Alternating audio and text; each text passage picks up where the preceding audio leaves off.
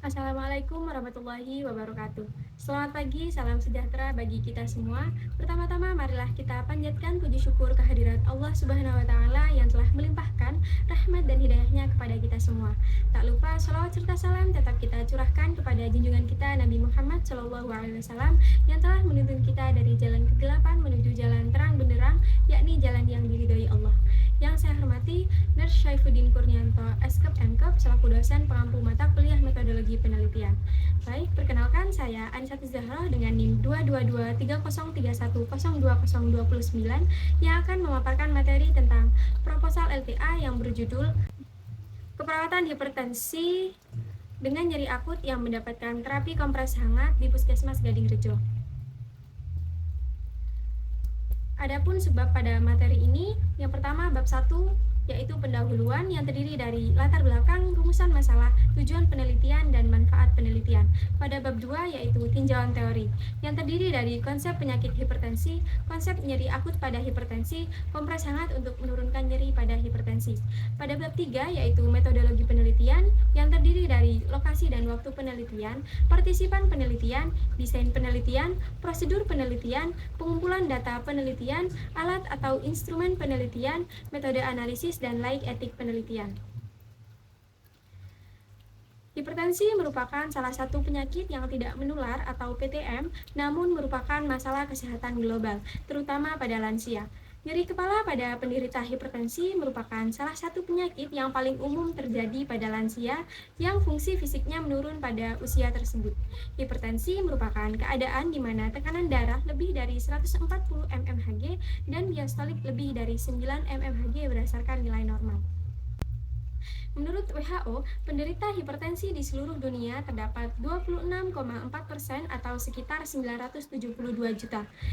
Sedangkan menurut Dinkes Jatim 2019, berdasarkan profil kesehatan Provinsi Jawa Timur tahun 2017, prevalensi hipertensi sebesar 20,43% atau sekitar 1.828.669 penduduk. Sedangkan menurut Riskesdas 2018, angka kematian di Indonesia dampak dari hipertensi sebesar 427.218 kematian. Adapun masalah pada penderita hipertensi yang sering muncul yaitu memiliki gejala seperti nyeri. Dampak jika nyeri tidak segera ditangani maka akan mengakibatkan rasa ketidaknyamanan pada penderita bahkan komplikasi. Serta dapat berpengaruh juga pada sistem pernafasan, peredaran darah, endokrin, dan sistem kekebalan tubuh. Intervensi non-farmakologis yang digunakan adalah pemberian kompres hangat.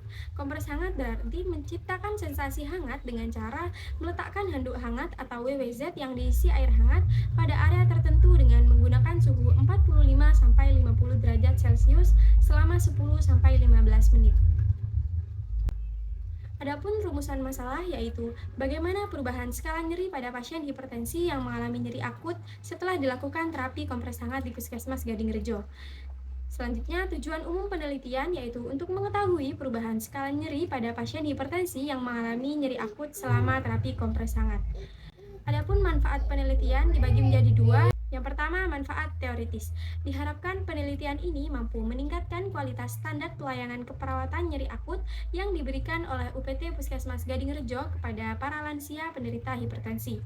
Yang kedua, manfaat praktis diharapkan menjadi sarana pendidikan kesehatan bagi pasien dan keluarga pasien. Adapun tinjauan teori, yang pertama konsep hipertensi. Hipertensi adalah suatu keadaan di mana tekanan darah lebih dari 140 mmHg dan diastolik lebih dari 90 mmHg lebih dari nilai normal. Hipertensi dikenal sebagai penyakit the silent killer karena pada umumnya penderita tidak merasakan adanya tanda dan gejala klinis seperti nyeri kepala dan tekuk terasa tegang. Yang kedua, konsep nyeri akut.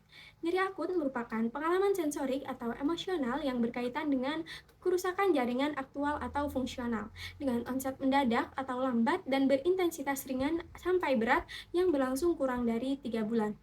Menurut tim Pokja DPP PPNI 2017, nyeri akut dapat disebabkan oleh berbagai agen, seperti agen pencedera fisiologis, kimia, atau fisik. Setelah itu, kompres hangat pada hipertensi. Kompres hangat merupakan intervensi nyeri dengan mentransfer energi panas melalui konduksi dan melebarkan pembuluh darah, membuat otot berelaksasi yang dapat meningkatkan peredaran darah dan memperlancar oksigen. Kompres hangat ini dilakukan untuk penderita hipertensi yang intensitas nyerinya ringan hingga sedang. Kompres hangat ini dilakukan menggunakan cara menempelkan GWZ atau handuk hangat dalam tengkuk yang terasa nyeri selama 10-15 menit dan dilakukan rutin selama 3 hari. Pada nyeri, terdapat penilaian yang digunakan untuk mengukur rasa nyeri yang diderita oleh pasien. Dengan adanya penilaian ini, maka dapat menentukan intensitas nyeri atau NRS. Numeric Rating Scale adalah peringkat nyeri berdasarkan angka dari 1 hingga 10. Angka 1 sampai 3 berarti nyeri ringan, angka 4 sampai 6 berarti nyeri sedang, dan angka 7 sampai 10 berarti nyeri hebat. Adapun metodologi penelitian, yang pertama, lokasi dan waktu penelitian dilaksanakan pada tanggal 7-9 Desember di wilayah UPT Puskesmas Gadingrejo. Yang kedua, partisipan penelitian, klien yang menderita hipertensi yang berusia 60-65 tahun, klien yang mengalami nyeri akut skala ringan sampai sedang yang berada di wilayah UPT Puskesmas Gadingrejo Kota Pasuruan, dan yang menjadi partisipan bersedia menandatangani inform consent. Yang ketiga, desain penelitian yang diterapkan yaitu desain karya tulis ilmiah berupa studi kasus. Selanjutnya, prosedur penelitian. Prosedur pengambilan dan pengumpulan data dalam penelitian ini dilakukan dengan pengurusan perizinan dari institusi Universitas Jember Kampus Kota Pasuruan dan UPT Puskesmas Gadingrejo. Peneliti melakukan studi pendahuluan pada tanggal 7 Desember 2024 melalui wawancara untuk mendapatkan data awal. Kemudian mengajukan surat persetujuan sebagai responden atau informed consent. Peneliti juga menjelaskan tujuan dan manfaat penelitian yang akan dilakukan serta melakukan analisa data sesuai tujuan penelitian dan dilanjutkan dengan kesimpulan hasil penelitian. Adapun alat atau instrumen penelitian yang digunakan pada metode ini yaitu metode wawancara. Selanjutnya, pengumpulan data penelitian. Yang pertama ada wawancara. Metode ini dilakukan dengan memberikan pertanyaan atau berkomunikasi dengan partisipan terkait nyeri.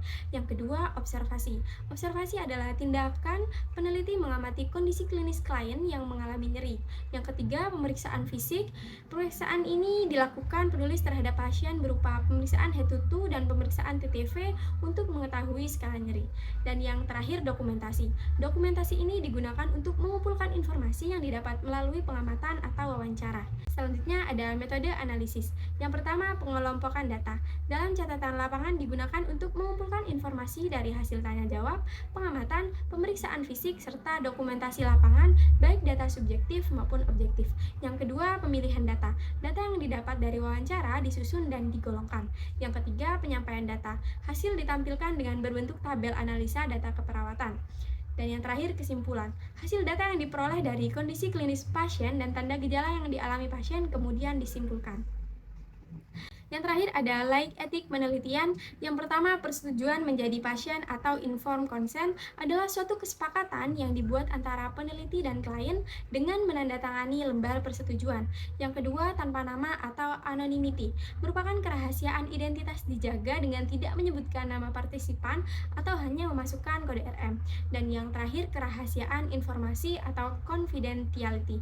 Penulis wajib merahasiakan informasi atau data yang telah diberikan oleh pihak keluarga klien maupun klien dengan sebaik mungkin.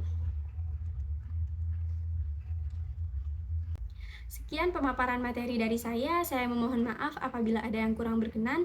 Wabillahi taufiq wal hidayah. Wassalamualaikum warahmatullahi wabarakatuh.